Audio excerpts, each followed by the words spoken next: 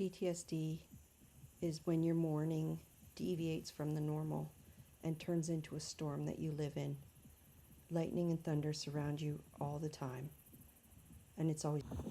PTSD is about always moving towards the darkness because it's safer there.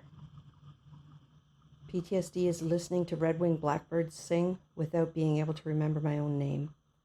PTSD is walking past a fan in the house and having the rotors from the orange helicopter beat down on me in Moosonee as I jumped out the side door and landed waist deep in the snow on my way to help someone.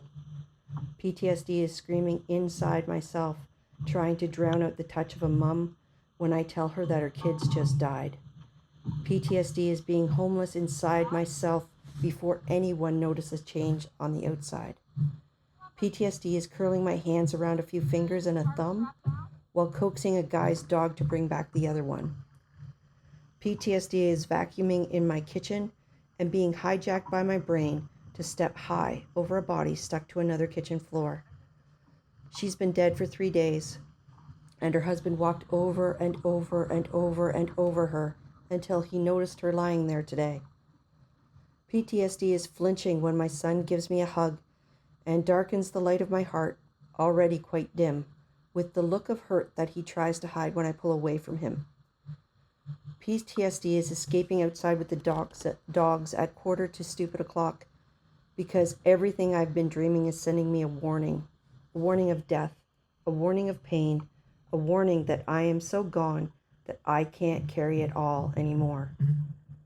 A warning of threat, a warning of loss, a warning that I have nothing left, no matter how I try to pretend that isn't true. I've pruned off my humanity a little at a time as I work to help others on the worst day of their lives. It didn't seem much at the time, not at all, but on the day of reckoning, all my anchors were gone. PTSD is being homeless inside, alone in rooms filled with losses of others and not mine. PTSD is a brain that's on fire, taking me places that cuts me over and over again. PTSD is absorbing the hurt of myself and of others without ever understanding how little would be left.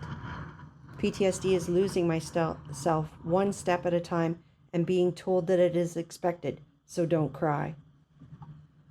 For me, when I look around at the end, at all the overflowing lives that were living within me, I looked around and regretted the choices. PTSD is choosing to die one day, one call at a time, one shift at a time, so maybe others would not. PTSD is carrying the shock that is felt when I told a mum they were dying and that I could do nothing to help.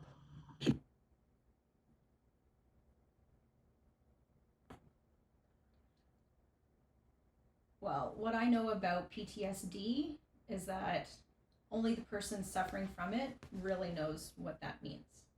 So my story is from the experiences of being a partner to someone with PTSD, and that it is a roller coaster ride through the Rocky Mountains.